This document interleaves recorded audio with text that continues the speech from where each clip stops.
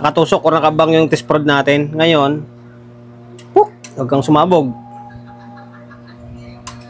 Ayun oh.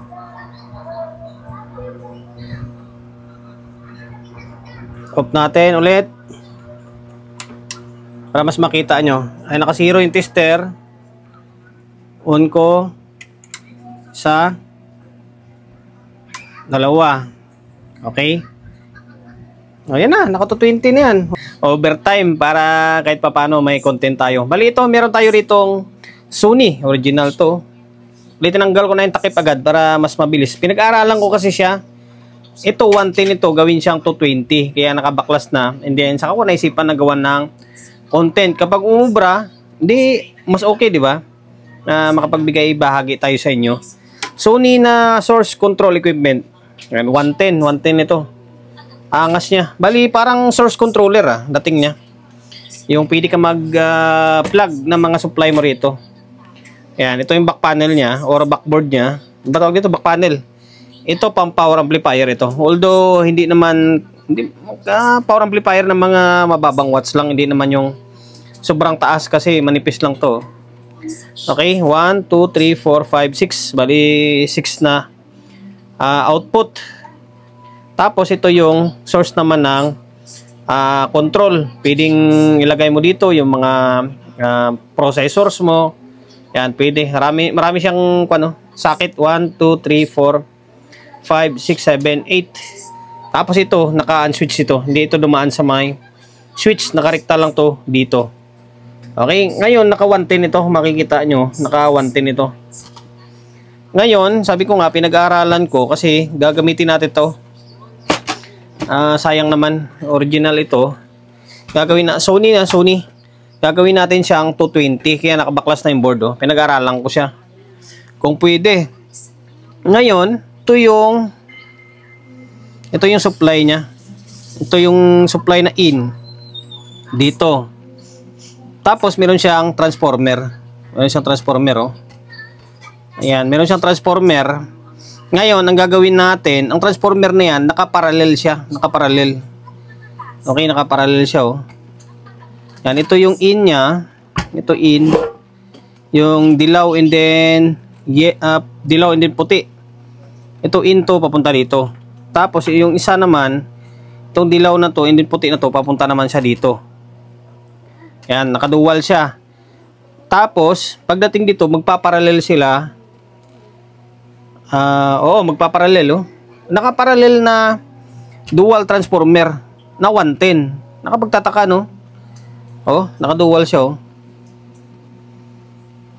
Ito yung isa. Baybayin natin. Ito. Ayan, ito siya. Tama ba? Ito siya. Ito and then ito. Nakaparallel nga oh. Nakaparallel talaga siya. Nakaparallel yung supply na to. Ngayon, nahanap-hanap ko muna. Baka may magkamali tayo kung saan yung rektang linya niya. Dito, masok siya dito sa may switch. Ay, sa may fuse. Tapos switch. Okay. Tapos yung ito yung secondary niya eh. Papasok siya dito sa may diode na to. Tapos ito yung magiging capacitor. Ito yung magpapagana ng relay. Yan yung magpapagana ng relay. Okay. Wala na may ibang capacitor. Ngayon, tingin ko pwede naman natin tong i-convert na into 220. Yung transformer na to, dahil naka 110 to, ang gagawin natin, hindi siya ipaparallel. Isi-series naman natin ito. Okay? Isi-series natin. Try natin i-series kung gagana siya. Bali, ito, yung puti na to. Tapos, yung dilaw na to. Kasi, okay, teka lang yung puti nito sa taas, puti na to.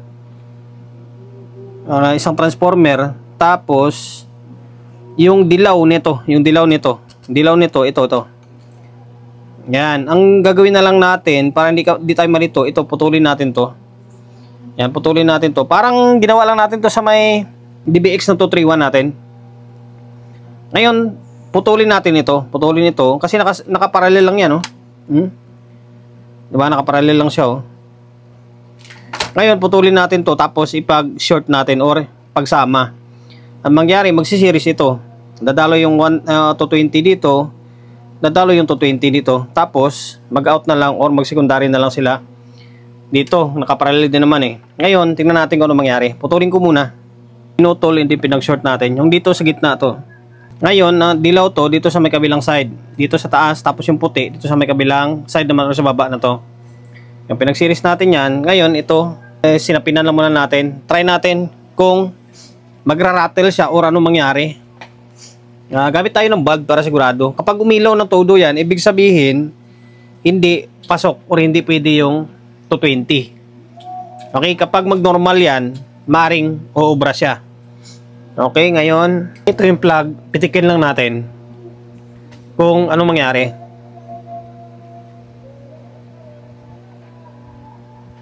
Hindi naka-on pala. On natin muna. Ayun. Okay, na natin. Okay, nag-relay. Hindi umilaw. Mukhang pasok ko. Pero tingnan pa rin natin. Okay, nag-relay siya. Normal. Bunutin muna natin. Kapain natin tong capacitor. Baka uminit or tumaas. Di ba? Mamaya tumaas yung voltahe. Although mukhang hindi naman. Okay na. Mukhang pasok na. Ngayon, off ko muna para may switch tayo. Sige. Yan. Naka 220 na. Naka-bulb lang tayo. Ngayon, on natin to. Nag-relay. Isa. Okay. Okay na. Working na.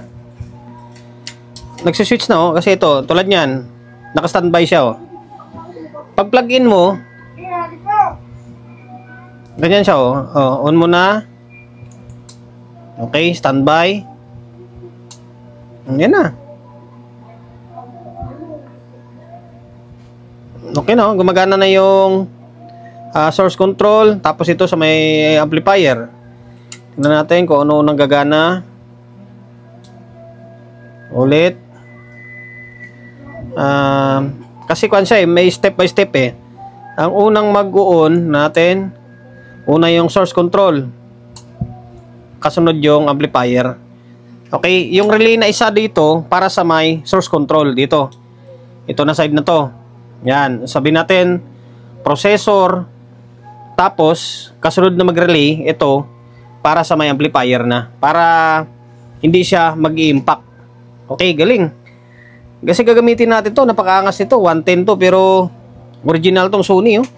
Ulitin natin. Okay na, working na. Yun lang.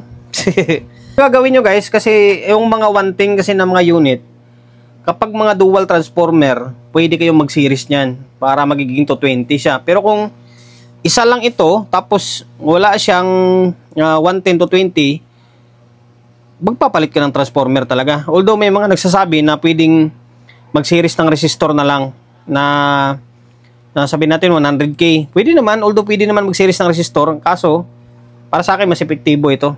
Di ba? Mas epektibo ito. Ang resistor, maaring iinit yun. Oh. Okay. Good na. Yan lang. Ano tayong gagawin dyan? Ang gagawin na lang natin, ititip na lang natin to. Ititip na lang natin na maayos. Tapos, yun na, balik natin tong board. Okay? Ito, naibalik ko na yung board. Oh. Sukatan natin. Tingnan natin kung 220 ang ilalabas nito. Okay, para may idea kayo, di ba? Ngayon, switch on ko muna. On sa dalawa. Okay? Yung unang on na relay, ito yun. Yung source control dito. Yung pangalawang on na relay, ito siya. Para sa mga power amplifier. Ngayon, tester natin. Ito, naka 250 tayo. Tingnan nyo. O, ayan o. Pasok, di ba? Tapos itong isa. Okay. Okay. Tapos ito yung unswitch. Hindi dumaan ang switch to. Rekta ito. Okay. Pares lang. Okay, bali ito. Tino 20 ko na. 220 na ito. Wala na sa may bulb oh. Wala na sa bulb. Ito siya, naka 220 na oh. Yan, 220 tong plug natin na to. Ngayon, i-switch on ko Makikita nyo, walang voltahe, naka-standby. Nakatusok o nakabang yung test prod natin. Ngayon, huwag kang sumabog. Ayun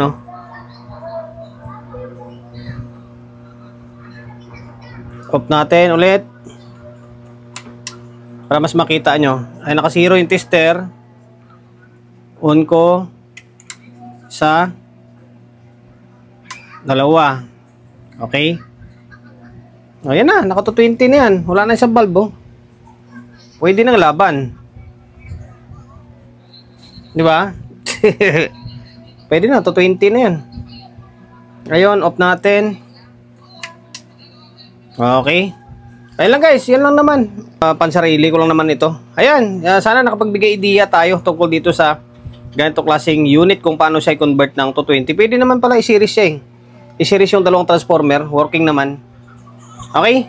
Yan, Japan na Japan siya Hanggang dito na lang. Dahil umabot ko sa part ng video natin na ito at hindi ka pa nakapag-subscribe, paki-subscribe, like, share, and then siyempre paki-hit ng bell button sa gilid. And then, pindutin mo yung all. Ayan. Kapag napindot mo na yung all, mag-notified ka kapag meron tayong bagong upload na video. Nag-upload tayo ng video 1 beses, 2 beses kada araw. Okay?